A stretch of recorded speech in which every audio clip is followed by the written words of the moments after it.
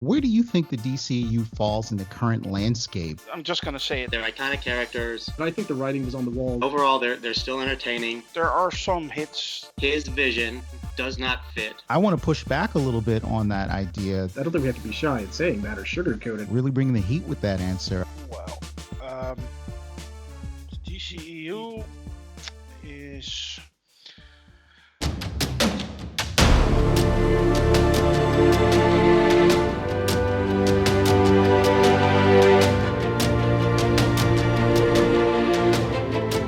My fellow Sakaarians, hello and welcome to the Podcast of Champions. You're listening to the voice of Lord Deathman, and I will be your host and moderator. We've got a great show planned for you today. In this episode, we take a look at the DC Extended Universe media franchise. The discussion promises to be spirited. You won't want to miss what the champions have to say. So hang in there while we plow through a few quick and shameless plugs. If you haven't already, take a moment to register for an account on the Sakaar message board. And if you enjoy our content, don't forget to like this video and subscribe to the channel. We publish videos regularly on a variety of burning fandom topics. Before we dive into today's topics, let's take a moment to introduce the panel. First off, we have everyone's favorite benevolent dictator, the Grandmaster. Hi, everybody. I'm doing great today. I'm really looking forward to talking about DC. Straight from the Planet of the Apes, we have Taylor. Hey, everybody. Doing great. And also joining us today, we have our producer, Stanton. Hey, guys. Feeling good. Looking forward to it. Let's talk some DC. All right. So these are the champions who are in the arena, and the topic is the DCEU. Let's start with a quick overview. You know, the DCEU has probably been in production since 2011, and during that time, Warner Brothers has distributed about 9 different films.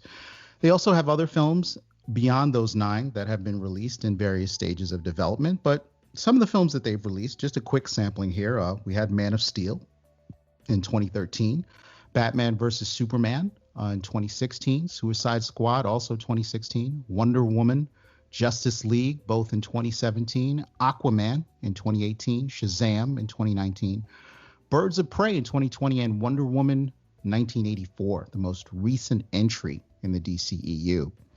So the DCEU is the 11th highest grossing film franchise of all time. That's not a small feat. You know, they are definitely competitive.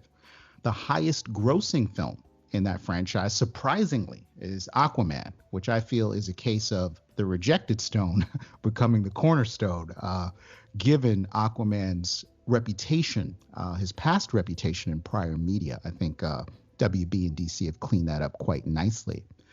So depending on who you ask or how you look at the DCEU, the grossings are anywhere between $6 and $8 billion. And that is if you want to count films like Joker, which seem to be slightly apart from the overall connected story of the DCEU, or if you want to include that in, we go all the way up to $8 billion. So today, we're going to break down the current state of the DCEU and what the future might have to offer for the franchise. I'm going to just start the conversation off with our first champion, the Grand Master himself. And I want to talk a little bit about the sentiment of the brand for the DCEU right now. Where do you think the DCEU falls in the current landscape of comic book movie fare? And tell us a little bit about why you think that. Well, DCEU is to me, it's a bit problematic. It's the second best cinematic universe when it comes to comic books, movies, after the MCU, of course.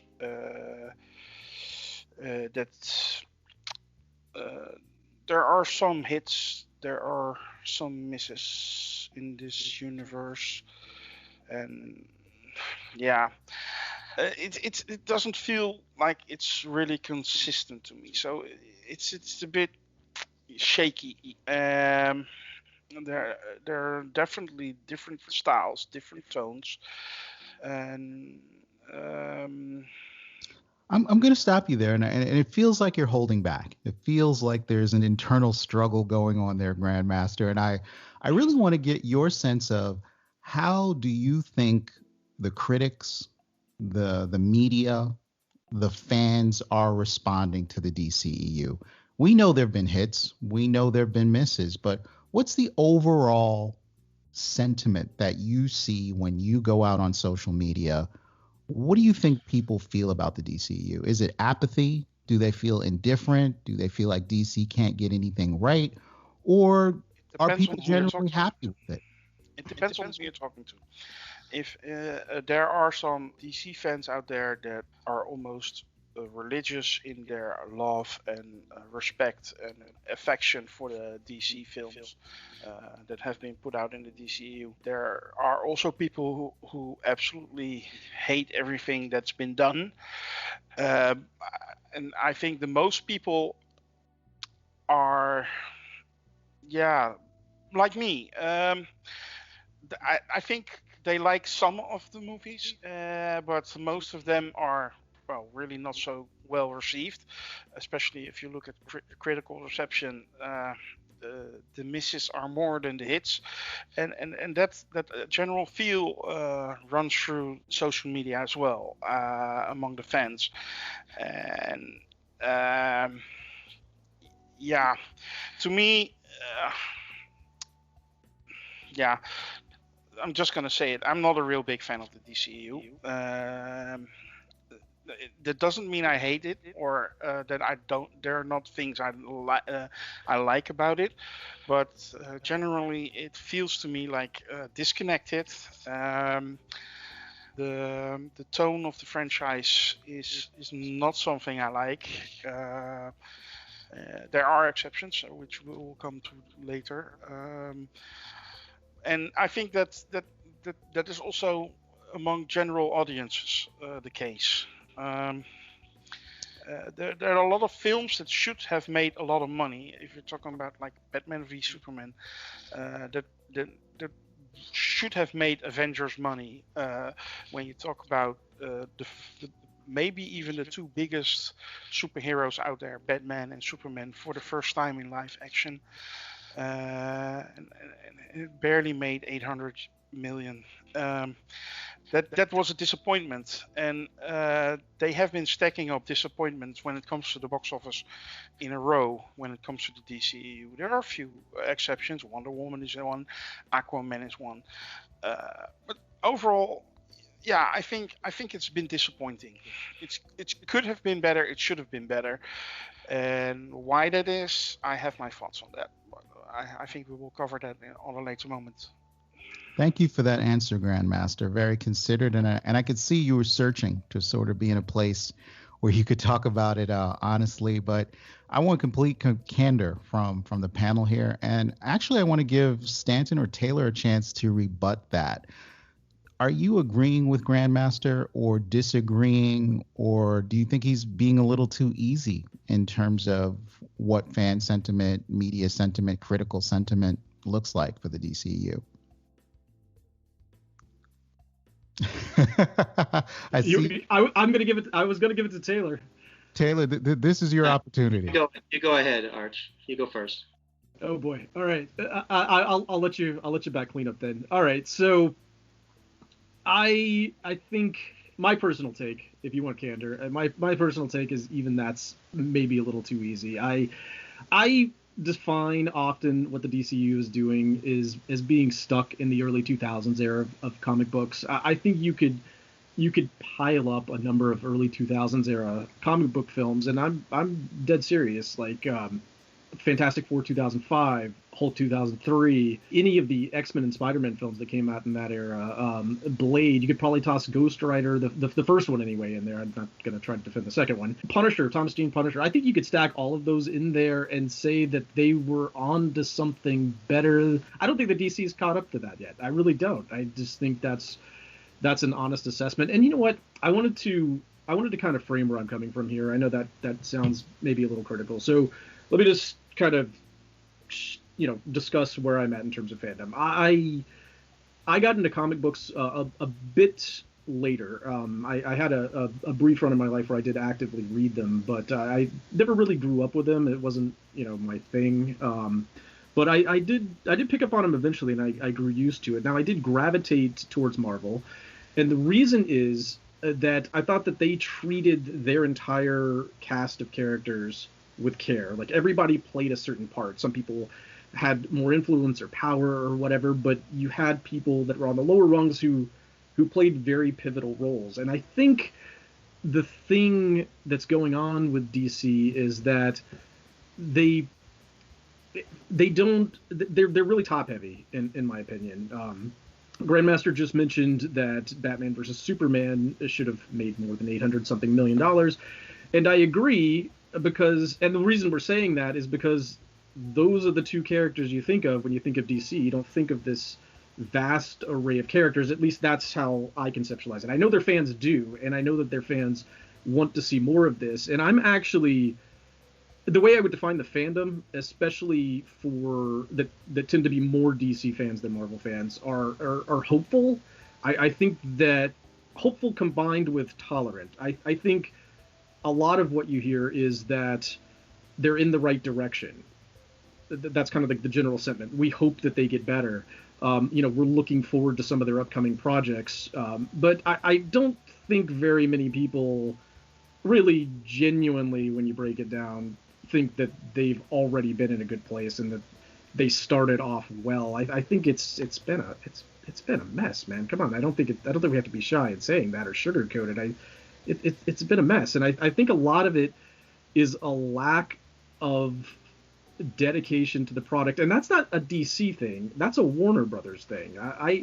It's not that DC can't be good, even though I tend to be more of a Marvel fan. I really love the Dark Knight series. I really do. I'll go back and watch at least the first couple of Superman movies any day of the week. And I think that they clearly can do more. I just don't know that they've, at least from a Warner Brothers perspective, invested in the film side of it to any sort of significant degree. I think they've just kind of left it fledgling, and they're quite happy to know that enough of the fandom will show up to anything that they throw out there, that they just don't really put that much effort into it. And I think that's sad, to be honest. I wish that they could do more. I wish that they were more dedicated to it, but I'm not seeing it right now. That's what I'm telling you. And I think even when you look at some of their, quote unquote better films, we could talk about this more a little bit later, but I think the writing was on the wall in even some of them. So I'll leave it at that for now, but we'll get back to it. Wow, Stanton, really bringing the heat with that answer. I'm sensing that you feel the DCEU has a promise that just has not been delivered on, and there's really just no two ways about it. Taylor, I want to turn to you. Same question. How are you feeling about the DCEU from a sentiment perspective? And I know we can look at this from, what are the RT scores? What kind of box office are these movies getting? Do you just feel that the sentiment here might be mixed amongst the fandom? Do people not care anymore that they've, because they failed to deliver on the promise of consistently great films for so long? Grandmaster said he's not a real big fan of the DCEU, and I'm also not a real big fan of the DCEU. It has problems, and we're going to get into those, but I'm still a fan of the DCEU. The problems that the DCEU has had, it's had two major problems. The second biggest problem that the DCEU has had is named Zack Snyder. His vision does not fit with the universe of DC superheroes. It just didn't work out well. The first biggest problem that the DCEU has is called the MCU. The MCU achieved the impossible. It makes everything else look amateurish by comparison. No one could possibly match the bar set by the MCU. I can't believe that the MCU, I still to this day can't believe what the MCU has accomplished.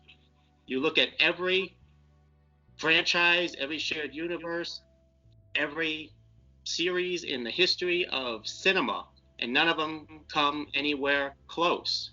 I mean, people are always attacking the MCU, always attacking the DCEU for, problems in continuity. Well, the MCU has problems in continuity, but they're very, very small. But everything else has massive problems in continuity. I mean, go back to the Universal monsters in the 1930s and 40s. They had zero continuity. They just all got together in movies every once in a while. Tarzan, James Bond, Star Wars, they went back and redid the movies to make them fit with the new movies. They literally went back and retconned them.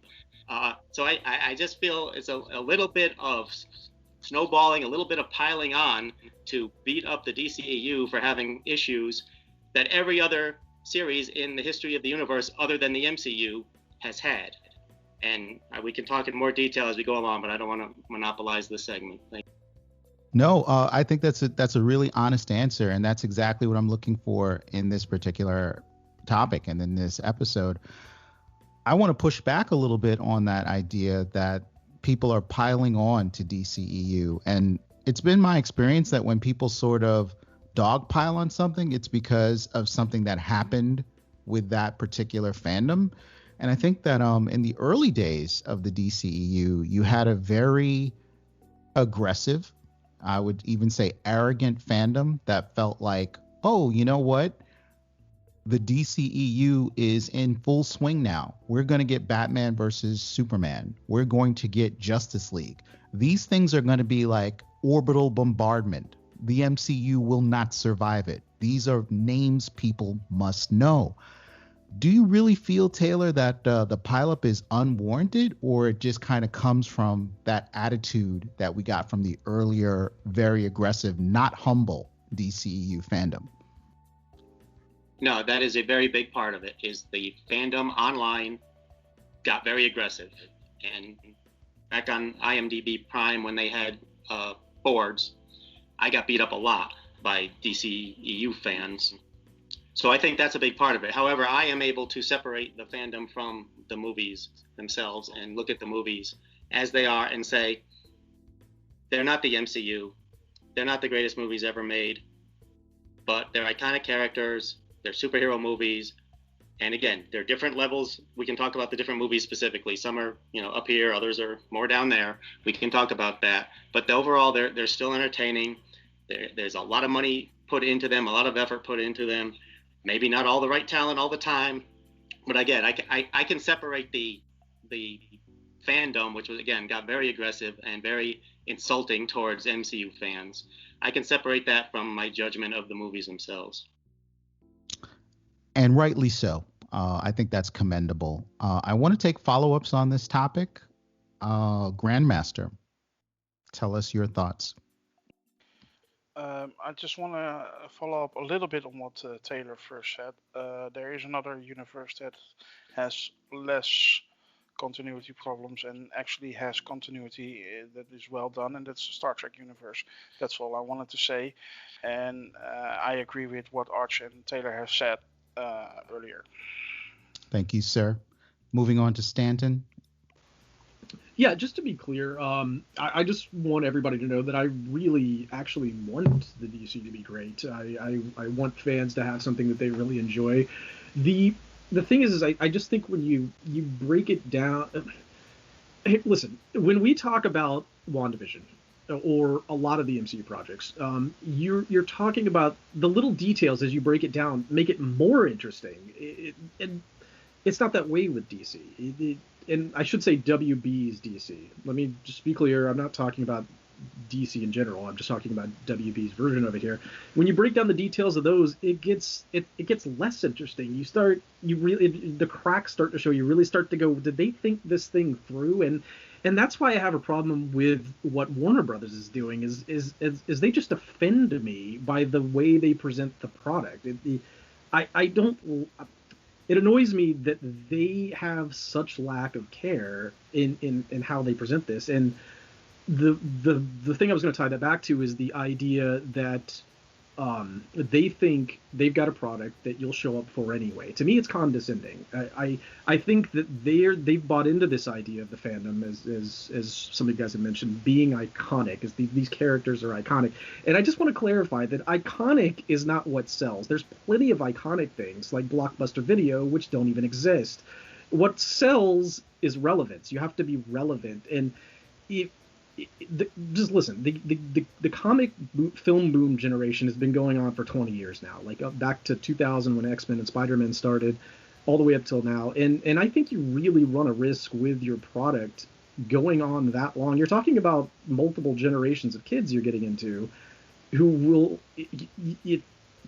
you risk it fading if you don't go in and you don't take care of what your product is. You risk it fading, and I just would rather see them get in there and show some craft. Now, there's some promising stuff. We're going to get into a little bit of ideas here a little later about what we think is upcoming, and they said some things which give me a little hope that maybe they are taking care of the product at this point. So I'm hopeful.